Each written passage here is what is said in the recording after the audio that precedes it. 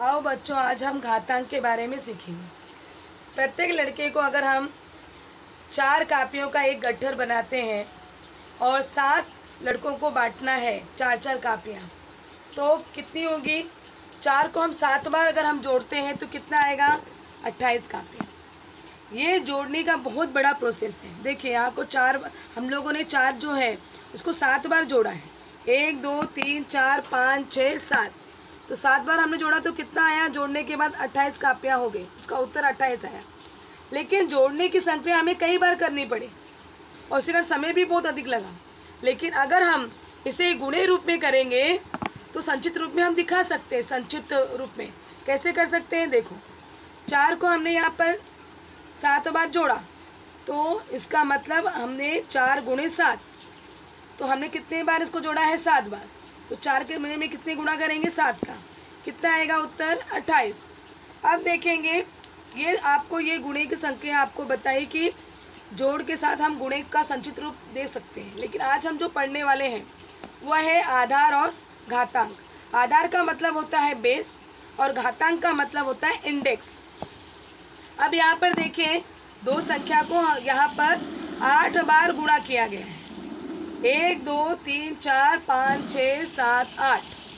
अभी 8 बार गुणा किया गया है, तो अगर हमें इसका गुणा का संक्रिया का संचित रूप लिखना है तो कैसे लिखेंगे? हम इसको 2 लिखेंगे, ज्यों का तो, क्योंकि 2 को हमें 8 बार हमने गुणा किया है और 2 को लिखेंगे। उसके बाद उसके राइट साइड में ऊपर की तरफ हमें 8 लिखना है।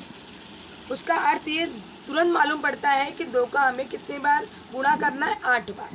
लेकिन इस बात को ध्यान में रखना है कि जो 2 है संख्या जिसको हम आधार कहते हैं और 8 को क्या कहेंगे हम? घातांक। 2 को हम क्या कहेंगे? आधार, और 8 को हम घातांक कहेंगे। लेकिन जो आधार है, जो हम संख्या लिखेंगे, और जो घातांक की जो संख्या लिखेंगे वो आधार से छोटी लिखनी चाहिए। वो छोटी ही लिखना है आपको। तो इस तरह से अब यहाँ देखेंगे, 5 का गुणा हमने कितने बार किया है? 4 बार। तो यहाँ पर आधार कितना आएगा? 5, और घातांक कितना आएगा? 4। इस तरह से एम का वाचन, देखो यहाँ पर सूत्र दिया गया है। अगर ए आधार है और यम क्या है? घातांक का वाचन, ए का घातांक यम, या ए का यम व घात, इस प्रकार कहते हैं। यम जो है एक प्राकृत संख्या है। अभी देखिए, यहाँ पर 5 आधार है और 4 घातांक। इसका मतलब 5 को कितने बार गुणा करना है? 4 बार। उत्तर क्या आएगा? 625। और यहाँ पर बट्टे के रूप में भी है, -2/3। इसको कितने बार, उसका आधार कितना है और घातांक बताइए? -2/3, बड़ा ब्रैकेट है और उसके बाद 3 लिखा है, तो इसका मतलब -2/3 ये जो है वो आधार होगा और 3 क्या होगा?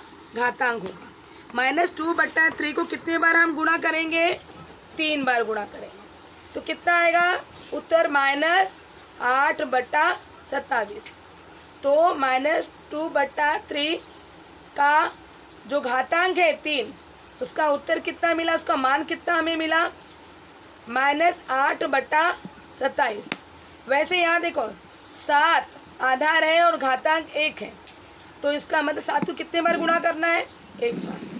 तो ये हो गया 7। आप ऐसे 1 ना लिख कर, अगर 7 लिखा हुआ होगा तो समझ जाना है कि 7 को 1 बार गुणा किया गया है। या उसका अगर आपको आधार और घातांक बताना होगा तो 7 क्या होगा? आधार, और घातांक क्या होगा? 1।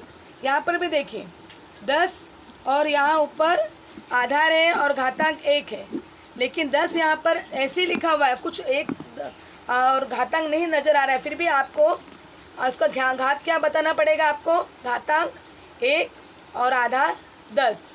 इस किसी भी संख्या का एक घात वही संख्या होती है। मतलब अगर 10 है लिखा हुआ या 15 लिखा हुआ होगा, नॉर्मली उसके ऊपर घातांक नहीं लिखा होगा, तो समझ जाना है आपको कि उसका घात कितना होगा? 1। तो उसका घातांक कितना होगा? 1 का घातांक 1 हो तो उसे घात को न लिखने का प्रचलन संकेत है। मतलब ऐसा ये लिखा गया है, ऐसा है कि आपको जब घातांक जो है 1 बताया जा रहा है तो आपको लिखने की ज़रूरत नहीं है। आप डायरेक्टली 10 लिख सकते हैं, 15 लिख सकते हैं, 25 लिख सकते हैं, लेकिन उसका घातांक कितना रहेगा, हर समय 1 ही बताएगा। जैसे देखो यहाँ पर 5 आधार है और घातांक 1 है। आप इस ढंग से भी लिख सकते हैं और नॉर्मली 5 भी लिख सकते हो, उसका मतलब 1 ही होता है। अभी ऐसे लिखा है ए, ये आधार है और 1 घातांक है बराबर ए। तो इसका भी अगर आपसे किसी ने पूछा कि अच्छा बताइए ए का आधार बताइए और घातांक बताइए, तो आप बताएंगे ए आधार है और 1 जो है वो घातांक है, क्योंकि 1 को 100 नहीं किया जाता। ठीक है, इस तरह से हम लोगों ने आज घातांक के बारे में सीखा।